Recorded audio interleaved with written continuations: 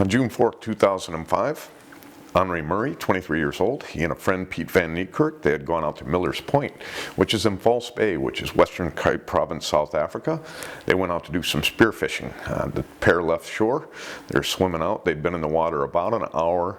They're just over 100 yards from shore at about 2 o'clock, and Henri Murray had just speared himself a gudgeon when he suddenly screams to Pete, who was about 30 yards from him at the time, that there's a great white, they need to get out of there.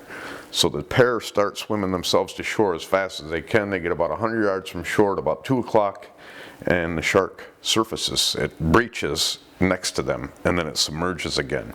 Now when the shark was under the water, Pete must have looked back because he said the shark snapped at Henri twice. It tried to get him twice, and Henri was able to fend it off with his spear gun. But the third time, Pete looked back. The shark had taken Henri, and he saw Henri be taken underwater. So Pete sticks his head under the water to look, and he sees that the shark has his arms in its mouth. Now, there's people on the beach, one person on a jetty and another person that's on the beach. They both witnessed the attack. They were able to see when the shark took him.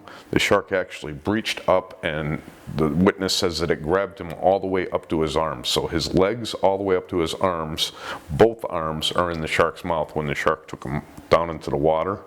A search was launched right away after this attack.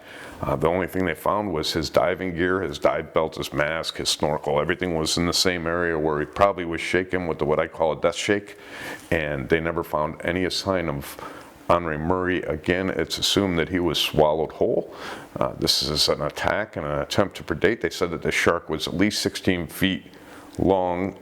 One of the men said that that thing must be huge to be able to take a man into its mouth up to its arms like that.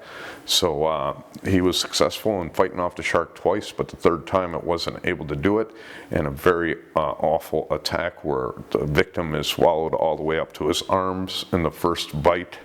So that's our attack on Henri Murray. There was never any sign of his body afterwards. An attack, a predation by a 16-foot or more great white shark.